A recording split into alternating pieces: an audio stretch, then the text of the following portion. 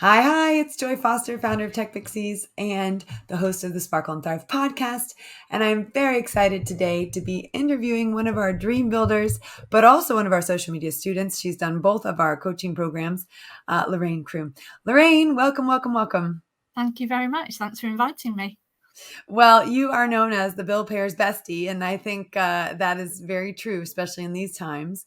Talk to us about where you were when you found Tech Pixies and what you were looking to do and how things have changed for you. Okay, well, just before I found Tech Pixies, it was probably the beginning of 2020, and I ran my own leaflet distribution business. I've been doing it for about 20 years, but I was thinking to myself, I need to be doing something different, lugging all these boxes of leaflets around and, traipsing the streets, even though I enjoyed it and I was really proud that I provided work for other people and they had an income because of it. I just felt something needed to change.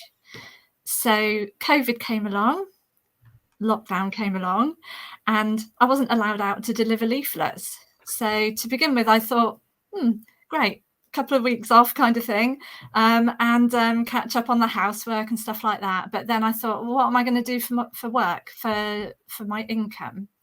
So one of my leaflet distribution clients, he said, well, I and my wife Helen, we do utility warehouse. They've been doing it for 15 years, very successful. He said, let's see how much money we can save you on your bills. And then if you want, you can join as a partner and replace the income you've lost from not being able to deliver leaflets. So that's what actually happened during lockdown. So I joined in May 2020. Yeah. So that's when you joined Utility Warehouse to do that. And you could do that over Zoom, which was great. So you could sell. They adapted to that really well. Yeah. And then, so when you found Tech Pixies, it was really initially you decided to do the DreamBuilder program. So you went down the life coaching route rather than the social media coaching route. And you did DreamBuilder. And I remember when we had our first sort of meeting about, our vision, your vision strategy session where we were talking about where you were going to go, what you wanted to do. And you had some big goals, but they felt really almost too big at that time. Tell us about the goals that you had and when you started DreamBuilder? Well, before I started DreamBuilder, unfortunately, I was diagnosed with breast cancer. So I had to go through all of that, a couple of operations and so on. And then I saw your advert on Facebook and I thought, this looks like a good route for me, because I'd lost a bit of self-confidence and self-esteem and I needed building up. So I went on your boot camp. I went in the hot seat. My husband, who I later realised was my best partner in believing, was encouraging me to get in the hot seat, because I felt quite shy and retired. But I did it. And then afterwards, of course, I asked you, well, would you like a price comparison? And you became a customer. But yeah, leading up to that, I thought, well, I read through all the information about DreamBuilder and I thought, this is definitely what I need. I need to put myself out of my comfort zone and get on with it. Well, and initially you had thought about doing the social media program, but then decided to hold off on the social media program because you wanted to work on sort of the personal side of things. Yeah. And that really made a big difference. So let's talk about the goals when you came in. One of the things that you wanted to do. What was one of the things you wanted to do when you joined DreamBuilder? I wanted to, in utility warehouse, become a team leader. So you had to get so many personal customers, so many partners, and get them to a certain level. And I thought, I don't feel confident enough to do that. Everyone joins at different kind of levels of confidence. And I just recognized that I wanted to be successful in it, but I didn't really feel like I had the tools. So I needed to find those somewhere. And DreamBuilder was the perfect vehicle for it. And tell people what happened. Well, I joined and I was in the first cohort, which I'm really proud about, with about 7 or 8 other really amazing women that I've got to know quite well. it just gave me the tools to progress. And I talk about the progression that you've made at Utility Warehouse. Well, I now have 51 customers.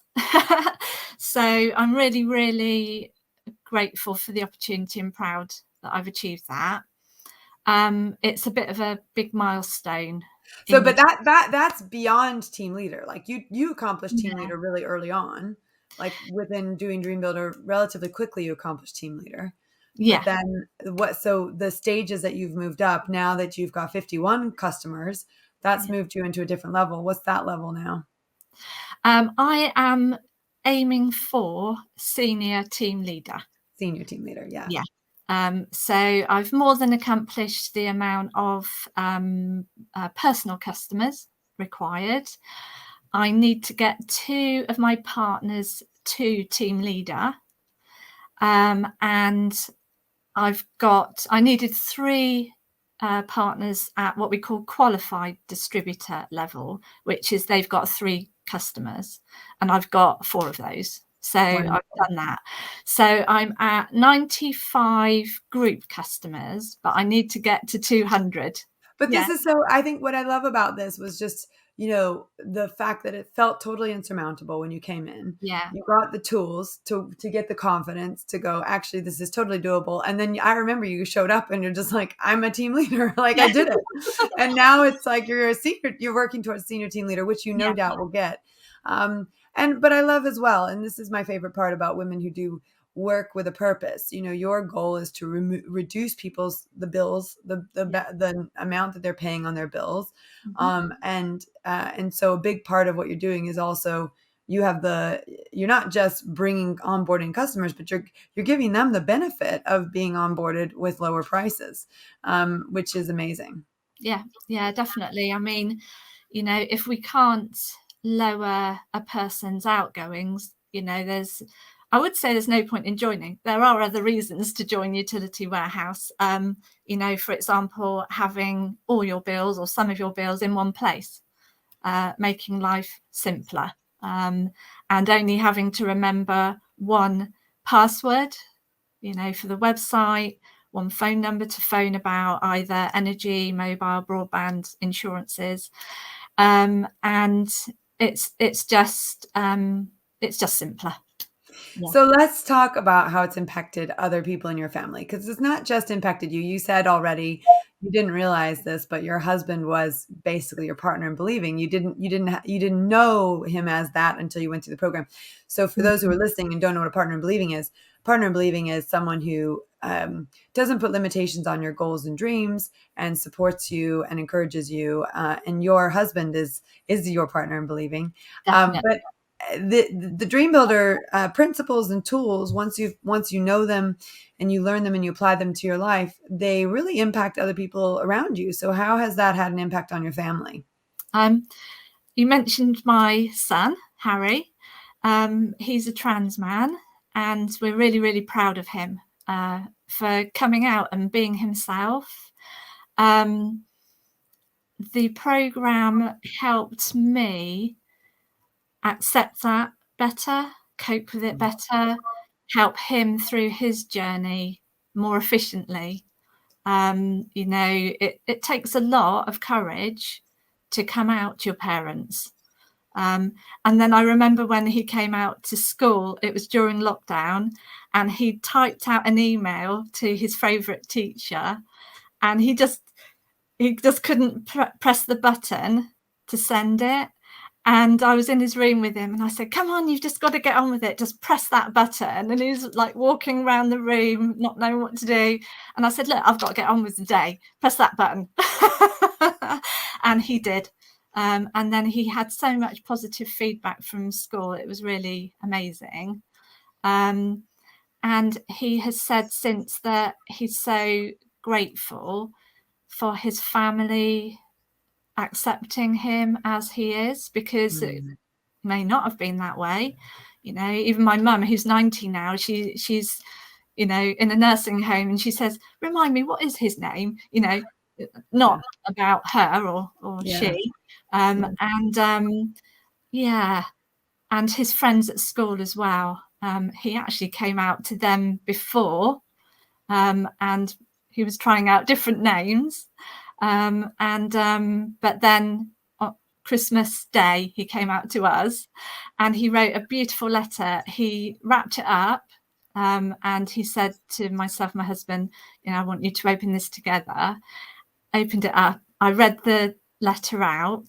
We were still in our pajamas and everything, and he, unknown to us, he was recording us, and he circulated it through, online trans groups or whatever, and it went viral. And they were saying how lucky he was to have parents that just accepted it, because that doesn't always happen. No, that's true. And actually, that's one of the major challenges that transgender adults, children, teenagers have when they are, is if they don't have the support of their family, it's just that much harder. Yeah. And I interviewed a trans woman last year during Pride Month, and that, and it was interesting because she vividly remembers having a ponytail, and then I think it was her mother cut the ponytail off, and she just really remembers that as being very, very hurtful, and, and really having, like, that was very challenging. So I think it's amazing the way you have supported him through this transition. And, yeah. So, I think that's the thing, is these tools that we have, they help us through the tools that we have through DreamBuilder, tools of, increasing our awareness of abundance, decreasing our sense of lack, increasing our sense of deserving, working through forgiveness, and also, really painting the picture for the vision we would love, being able to see our family life in the way that we want to see our family life, and being able to see our career in the way that we want to see our career, and then having support from other people in the DreamBuilder cohort is just amazing. From a social media perspective, so when you finished DreamBuilder, you then went on to our social media program, and you're very good at doing live videos. I think you started doing that from the boot camp and carried it on. But now you're very, very, very comfortable doing live video, and you do video regularly on your social media feeds. How has having that confidence to do video and to follow up with clients and, to reach out to people, how has that changed, the way that you, how has being comfortable with being live on video changed the way that you do what you do? It's definitely increased my confidence a lot. I know what you said, a lot of other ladies have done the boot camp and don't want to do the live, but they just feel the fear and do it anyway. I know the first time I did it, oh God, it took me, I don't know, 2 hours at least. I was like practicing. I was like walking around, getting all stressed. But I managed to do it. And the more you do something, the more it becomes natural. Yeah. So now when I'm doing a live, I think, I've just got to do my live. I'll think of a title, just quickly jot down a few words perhaps. And sometimes I'll just go in the garden and just do it for a couple of minutes, and then it's done, and then I'll share it. And then I'm on, to the next thing of the day. I think the biggest thing is the confidence. What I love is when you do your live videos and you share your wins, like getting to meet the CEO of the company and having, being invited to a private dinner because of the progress you're making. And, I love that, in the sense that it's like, you're sharing your wins, you're sharing your successes, and also and then in between, you've got like great tips for people and opportunities for people to reduce their bills. And you've built a really nice rhythm of things. And, like you said, you're not scared to do it. It's part of your deal. You just get on with it. You don't pace the room anymore. You just like, okay, get it done, then move on and do the other things you need to do. Yeah, that's right. And I kind of made a space in my diary for every Wednesday to do it, because it's better to do it once a week regularly than try and do it every day and then run out of puff with it. Yes. I need to take a little bit video film shot of that and stick it in the boot camp to remind people. Listen to Lorraine. Yeah. All right. So, what I love to ask dream builders, of course, because dream builders have visions and then they update those visions and they've got a, bigger term vision. So 3 years from now, it's July 2026. We're having a follow-up conversation and you're telling me what's happening in your life. So what's going on with your life 3 years I'm from now? really excited because instead of having just 50 personal customers, I'd have 50 partners who I've helped achieve some of their dreams, goals and dreams. I've got like a Canva thing that I have here. I don't Yeah. know. Is it around the wrong way? No, we can see it. Yep. Yeah. We can see it. So, You so have a that, vision board. yeah. And for those of you who can't see it, at Tech Pixies, we encourage people on the Superhero Boot Camp to create a vision board. So she says, I'm so happy and grateful now that I've helped 50 utility warehouse partners achieve their dreams and aspirations simply by helping them help others to spend less on their utility bills and everyday shopping. Hooray! I am a success. I love that so much. Yeah. Well, and it's so important, and that's, two things. One, it's really important we have a vision. No wind is favorable to the boat without a direction, right? So we have a vision, and that every day we're taking action towards it. But also, if I were to show you that poster when you started Dream Builder, that you weren't. That wasn't on the vision. But then when you set the team goal, and then you got that. And then now you're working towards it. And it's a wonderful thing. Because once you know how to set a vision and then you know how to work towards it with brain priming and daily action and all that stuff. Once you've done that, you get it. You have this system you have a system and you just rinse and repeat that system. Yeah. We've got a comment from someone watching. She says, this is Angie. She says, so glad I managed to catch this live. I can really connect with Lorraine is saying and what you've been through, also having had breast cancer and having a trans son, and Oh, also someone who's still so riddled with a lack of confidence and anxiety. So happy for you, Lorraine. And no better place than Tech Pixies for being supported. And Angie, of course, just send us an email on support@techpixies.com and we can talk about how we can support you through this next phase. And yeah. Angie had done our Tech Pixies program when it was live in person, which was many, many years ago. So we're still there to support our alumni when they're ready to get some additional support. But she has been through what you're going through, and what an inspiration for her to listen to your story. And that's why I wanted to get you on the podcast, because I find your story absolutely inspirational. And I just, if I could play that video of Yeah. Lorraine holding up the 50 partners to the Lorraine that was like, I just want to get to team leader, you wouldn't believe Yeah. it, right? I know. And I mean, when I first started Utility Warehouse, I'd never done anything online. And, when I was pacing around trying to do the live, that's how I was when I was first doing appointments, and I'd wake up in the morning thinking, I've got to break through, I've got to push myself, but I was scared at the same time. But I thought, this is a brilliant opportunity. I've just got to get more comfortable with it and just keep doing it rather And, than, and and the funny thing is, you get more comfortable doing something by putting yourself out of the comfort zone. yeah, It definitely. doesn't it doesn't make sense, but it's the way it works. And Yeah, what you're talking about are the 3Ds. It's the same thing that Harry had when he had to when he was sending his letter.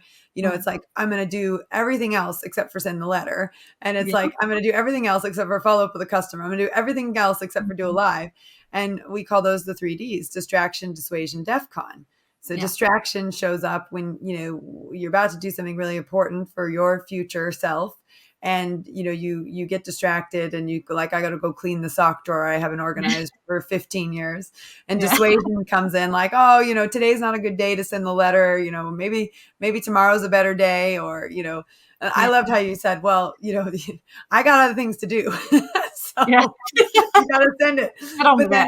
then DEFCON is when you freeze, you're about to do something, and the fight and flight chemicals hit at the same time, and you can't move and you can't do it. Yeah, And one of the things that we talk about in Dream Builder, the 3Ds show up, and how do we overcome that? Well, we touch back touch back into the vision. What's the vision? You've got your vision board. You get into the feeling tone of that vision. And then you ask yourself, is there a message here? Is there something that I could be doing? And that's where you get that, that little intuition that says, call this person, do that, go for a walk, So changing your energetic state's another thing that you can do as well when you get in that stuck place, is actually touch base with the vision, see what message comes to you, but also know how to change your energetic state. I'd love to know, Lorraine, what do you do to change your energetic state? I know I listen to Pink. I blast Pink, or I go for a walk with the dog. What do you do? Sometimes I do put music on. I've got some old LPs play on the record player. Most of the time I like to go out for a walk and listen to a podcast or an Audible book, one of the positive books, this one that you've promoted before, 12-week year. Yes, the 12-week year. It's a great book. I've got Why Are My Goals Not Working? Yeah, there we go. It's really good, actually. That's reminded me about the different personalities. I don't know if you've read about the different personalities. Red, yellow, blue, green. Oh, yeah. We did a whole color test at Tech Pixies, so we know what everyone on the team is. I am very red. Right. I'm very yellow.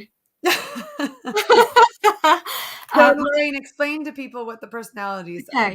Okay. So a red personality is a go-getter, wants to get to the top, really, no matter what. I wouldn't say they don't care about the others around them. You obviously care a lot about the Tech Pixies. Yeah, but you are very there's not a lot of room for niceties. Yeah. Totally. I have to really work on the niceties. Right. Yeah. And there are people like that in Utility Warehouse that I have met trying to be yellow. Yeah. Well, I do have quite a few yellow as well. My strongest is red. I have a little bit of yellow, which they call orange, right? So you're a bit red. So I have the optimism and the friendliness, and which is yellow. But then there's also green and blue, which I really don't have a lot of.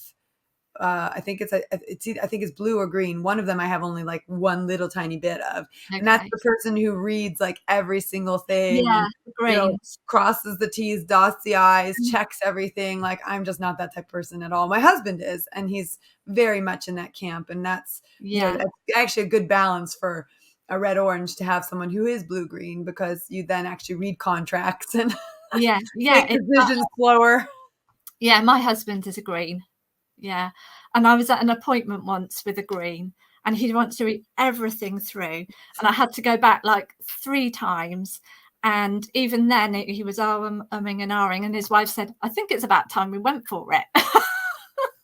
Yeah, no, my husband's definitely the same way. But it's a wonderful, like I said, it's good for the balance on the two sides. Claire Louise is listening live. She says, tunnel vision is not always a bad thing. Totally true. She wants to know the name of the book that you recommend again. The last one you held up. Last one. Yeah. So Why Are My Goals Not Working? Color personalities for network marketing success. There you go. Yeah. So, color personalities. It's very important to know that. And a friend of mine has written a book on sales, and she talks about the color personalities. That's how I was introduced to that. And always good stuff to talk about.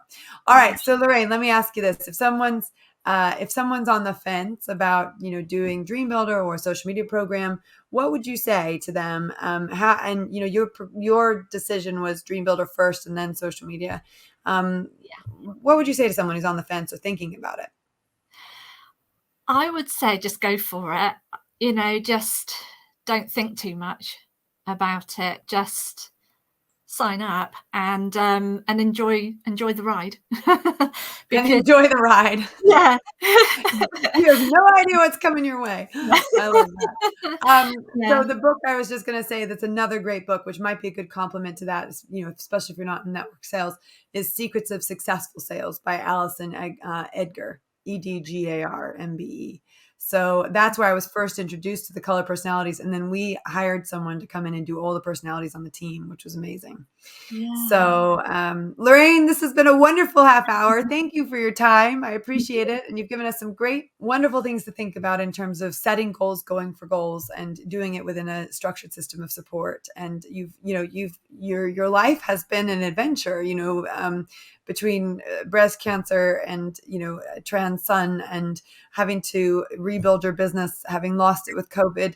You're still smiling, and you're still going, and you're very successful, and it's just a wonderful gift to give to the world. And that's why I wanted to share your story. So thank you so much for being here today.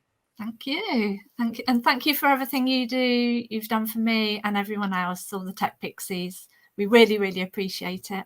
Yeah. Oh, don't make me cry. Bless.